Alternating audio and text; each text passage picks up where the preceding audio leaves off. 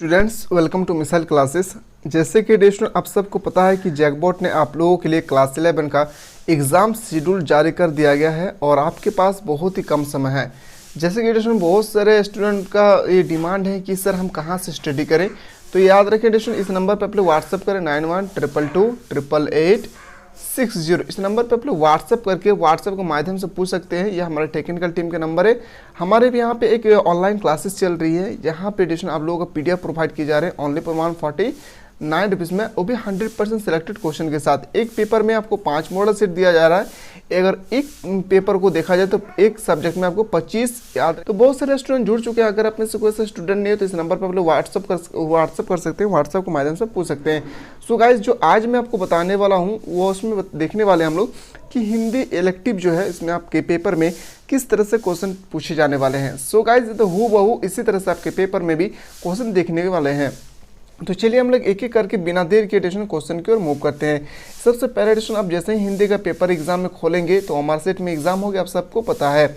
सबसे पहले आपके सामने एक पैसेज होगी, इस पैसेज को आप अच्छी तरह से रीड करें। पैसेज को अगर अच्छी तरह से रीड कर लेते तो मैं उम्मीद करता हूँ कि 5 क्वेश्चन आप यहाँ पे सही कर सकते हैं। चलिए रीड करते हैं एडिशन। यहाँ पे हम लोग सबसे पहले कि प्रजातंत्र ऐसी शासन व्यवस्था है जिसमें सभी नागरिकों को अधिकार है कि उनकी आवाज़ शासन द्वारा सुनी जाए। कहना होगा कि क्षेत्रीय दल उन क्षेत्रीय समस्याओं को उपेक्षित है प्रजातंत्र द्वारा सुनी जाती है। याद रखेंगे ये जो है इसमें आपको प्रजातंत्र के बारे में बताया गया है। इससे क्षेत्रीय समस्या की तरफ राष्ट्रीय ध्यान आकर्षित होती है और इसके निवारण की संभावना उत्पन्न होती है। क्षेत्रीय दलों का उदय संघीय शासन का स्वाभाविक परिणाम है। भारत जैसे विशाल और विभिन्नताओं वाले देश में तो इसकी स्वाभाविकता और अधिक बढ़ जाती है। ये आपके प्रजातंत्र के बारे में यहाँ पे कहा गया है। सबसे पहले सबको देखें, संघीय शासन व्यवस्था में अधिकांश नीति एवं कार्य प्रणाली राष्ट्रीय हितों को परिप्रेक्षित में तैयार होते हैं, जिसके द्वारा क्षेत्रीय मुद्दे उपेक्षित होते रहते हैं। अतः ऐसे में उन्हें उजागर करने के लिए और प्रभावी ढंग से प्रस्तुत करने के लिए क्षेत्रीय दल अस्तित्व में आते हैं। हमारे देश में अनेक क्षेत्रीय दल हैं जिनका उदय विशेष परिस्थिति में परिणाम होते हैं। ये आपका डिस्कशन, ये आपका पैसेज को अगर अच्छी तरह से रीड करते हैं तो उम्मीद करता हूँ कि हर एक क्वेश्चन को आप सही से आंसर दे सकते हैं। पहला पेज चलते हैं। पहला जो क्वेश्चन है यहाँ पे एक ही क्वेश्चन को ध्यानपूर्वक आपको देखना है। किस व्यवस्था में नागरिक को अधिकार है कि उनकी आवाज़ शासन द्वारा सुनी जाए। तो किस व्यवस्था में, याद रखेंगे प्रजातंत्र में। कहाँ पे? प्रजातंत्र, इसका बिल्कुल सही उत्तर होगा। अगला क्वेश्चन पे चलते हैं। क्वेश्चन नंबर 2 है आपके सामने, संघीय शासन का स्वाभाविक परिणाम क्या है। स्वाभाविक परिणाम क्या है? क्षेत्रीय दल का उदय। क्या होगी? क्षेत्रीय दल का उदय। ऑप्शन नंबर डी आपका सही उत्तर होगा। आते हैं अगला क्वेश्चन पे। क्वेश्चन नंबर नेक्स्ट है आपके सामने। क्वेश्चन नंबर 3 आपके सामने है। क्वेश्चन कहा गया क्वेश्चन नंबर 3 में संघीय शासन में नीतियां और कार्यक्रम किसके हितों में परिक्षेपित तैयार होता है। याद रखेंगे किसके हितों में? राष्ट्र के हितों में, यानी ऑप्शन नंबर बिल्कुल सही उत्तर होगा, ऑप्शन नंबर ए। अगला क्वेश्चन पे चलते हैं। उपेक्षित का अर्थ क्या है? इसमें आपको बताना है कि जो उपेक्षित है उसका अर्थ क्या है? अस्वीकृत करना, यानी ऑप्शन नंबर बिल्कुल सही उत्तर होगा क्या? डी इसका राइट है। यहाँ पे एडिशन आपके सामने फिर से एक पैसेज आ चुका है जो आपका कविता से रिलेटेड है। अगर आप अच्छी तरह से कविता को अगर पढ़े होंगे तभी इसका आंसर कर सकते हैं, अन्यथा आप नहीं कर सकते हैं, क्योंकि यहाँ पे भी आपका 4 क्वेश्चन आपसे पेपर में पूछे जाने वाले हैं। तो एक एक क्वेश्चन को ध्यानपूर्वक इसको सबसे पहले पैसेज को पढ़ के आपको पता लगाना होगा कि ये जो पैसेज है वो कौन से कविता से लिए गए हैं। ठीक है, तो एक एक क्वेश्चन को हम लोग ध्यानपूर्वक स्टडी करते हैं। रघुकुल की वह अभागिन रानी कौन थी? तो याद रखें कौन थी? सुमित्रा। क्या हो जाएगी? सुमित्रा, यानी ऑप्शन नंबर सी आपका सही उत्तर होगा। अगला क्वेश्चन पे चलते हैं। क्वेश्चन नंबर 6 है, किस जननी ने भरत का भाई जाना। तो याद रखेंगे सुमित्रा ने। किससे? सुमित्रा, इसका बिल्कुल सही उत्तर होगा सी। अगला प्रश्न भी चलते हैं। क्वेश्चन नंबर 7 आपके सामने, प्रस्तुत काव्यांश में किस भाषा का प्रयोग हुआ था। तो याद रखेंगे खड़ी बोली का और हिंदी में। क्या होगी? खड़ी बोली, हिंदी। ऑप्शन नंबर डी आपका राइट आंसर है। क्वेश्चन नंबर नेक्स्ट पे चलते हैं। जो क्वेश्चन नंबर नेक्स्ट है आपके सामने 8, जीव का पर्यायवाची शब्द कौन सा है, यानी जीव जो है इसका पर्यायवाची शब्द क्या होगी। तो याद रखेंगे क्या हो जाएगा? ऑप्शन नंबर बिल्कुल सही उत्तर होगा क्या? अंतःकरण। ऑप्शन नंबर बिल्कुल सही उत्तर होगा, बी इसका सही उत्तर होगा। अगर आप अच्छी तरह से पैसेज को पढ़ते हैं तो 8 मार्क्स आप इजीली से क्लियर कर सकते हैं। ठीक है, अगला क्वेश्चन पे चलते हैं। सो गाइस आप लोग कितना क्वेश्चन सही कर पा रहे हैं इसका आंसर भी आपको कमेंट सेक्शन में बताना है। अब हम लोग चलते हैं ग्रामेटिकल सेक्शन में। एक एक क्वेश्चन को फिर से आपको स्टडी करना है और ध्यानपूर्वक इसका आंसर बताना है। जनसंचार माध्यमों का प्रमुख कार्य क्या है? जो जनसंचार है इसकी प्रमुख कार्य क्या होती है? याद रखेंगे इसका बिल्कुल सही उत्तर होगा ऑप्शन नंबर डी, इसका राइट आंसर होगा इनमें से सभी। सूचना देना, शिक्षित करना, रोजगार संबंधित जानकारी देना, यानी ऑप्शन नंबर बिल्कुल सही उत्तर होगा डी, इसका राइट आंसर है। अगला प्रश्न पे चलते हैं, क्वेश्चन नंबर 10, पत्रकारिता के विषय में विकास में कौन सा मूल भाव सक्रिय रहता है? तो कौन सा मूल भाव? याद रखेंगे जिज्ञासा। क्या हो जाएगी? जिज्ञासा इसका सही उत्तर होगा। प्रश्न पे चलते हैं अगला क्वेश्चन पे, सूचनाओं का संकलन कर संपादक तक पहुंचाने की जिम्मेदारी किसकी होती है? तो याद रखेंगे किसकी जिम्मेदारी होती है? पत्रकार की। किसकी होती है? पत्रकार, इसका सही उत्तर होगा। अगला क्वेश्चन है, क्वेश्चन नंबर नेक्स्ट पे चलते हैं। अगला प्रश्न है क्वेश्चन नंबर 12, विचार के आदान प्रदान की इनमें से सबसे प्राचीन शैली कौन सी है? तो सबसे प्राचीन शैली क्या होती है? पत्रचार। अगर आपसे पूछा जाए कि सबसे न्यूनतम शैली क्या है, तो याद रखेंगे इंटरनेट। पर आपसे प्राचीनतम पूछा गया है तो याद रखेंगे क्या होगा आपका? पत्रकार। अगला क्वेश्चन पे चलते हैं, मुद्रित माध्यमों की सबसे बड़ी विशेषता क्या है? जो मुद्रित माध्यम है इसकी सबसे बड़ी विशेषता क्या है? अस्थायित्व। क्या होगी? अस्थायित्व, इसका सही उत्तर होगा। अगला क्वेश्चन पे चलते हैं, जो क्वेश्चन नंबर नेक्स्ट का सामने मोस्ट इंपॉर्टेंट क्वेश्चन है। इसी तरह से आपके पेपर में हूबहू इसी तरह से क्वेश्चन पूछे जाने वाले हैं। क्वेश्चन नंबर 14 पे चलते हैं कि भारत में प्रकाशित होने वाला प्रथम समाचार पत्र बंगाल गजट का प्रकाशन किस वर्ष हुई थी? तो बंगाल गजट का जो प्रकाशन हुई थी वह थी 1780 में और 1780, इसका सही उत्तर होगा। अगला क्वेश्चन पे चलते हैं, क्वेश्चन नंबर जो 15 है, पाक्षिक पत्रिका कितने दिनों के अंतराल पर प्रकाशित होती है? तो याद रखेंगे कितने दिन पे? तो ऑप्शन नंबर डी इसका सही उत्तर होगा 15 दिन में। ऑप्शन नंबर डी इसका सही उत्तर होगा। अगला क्वेश्चन पे चलते हैं, question number next, question number 16 आपके सामने। क्वेश्चन 16 है कि समाचार लेखन की प्राचीनतम शैली कौन सी है? यानी प्राचीनतम जो शैली है समाचार लेखन की क्या होगी? तो पिरामिड शैली। क्या होगी? पिरामिड शैली, इसका बिल्कुल सही उत्तर होगा। सो गाइज इसका जो सही उत्तर होगा पिरामिड शैली, तो कभी यहाँ पे इसका सही उत्तर होगा उल्टा पिरामिड शैली, यानी ऑप्शन नंबर ए आपका सही उत्तर होगा। अगला प्रश्न पे चलते हैं, क्वेश्चन नंबर जो 17 है, भारत में पहली छापाखाना कहाँ खुली थी? जो भारत में पहली छापाखाना हुई थी आपको बताना है वो कहाँ पे खुली थी। याद रखेंगे इसका सही उत्तर होगा क्या? कोलकाता। कोलकाता इसका राइट आंसर होगा।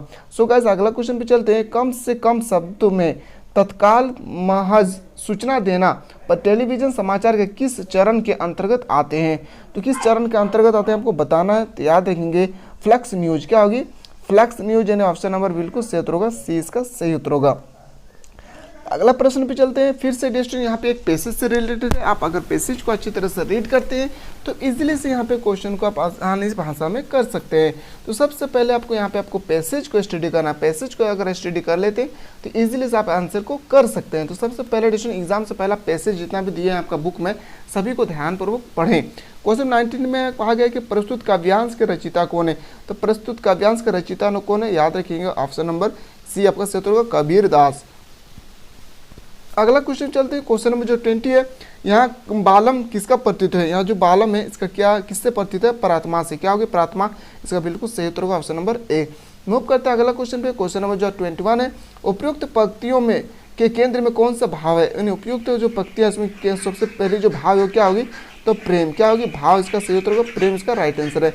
अगला क्वेश्चन चलते हैं, क्वेश्चन नंबर 22, यहाँ कवि ने स्वयं को किस रूप में प्रस्तुत किया है? तो यहाँ जो कवि है वो स्वयं को किस रूप में प्रस्तुत किए हैं? ये भी बहुत इंपॉर्टेंट क्वेश्चन है, याद रखेंगे किससे? तो इसका बिल्कुल सही उत्तर होगा स्त्री से। क्या होगी? स्त्री, इसका बिल्कुल सही उत्तर होगा।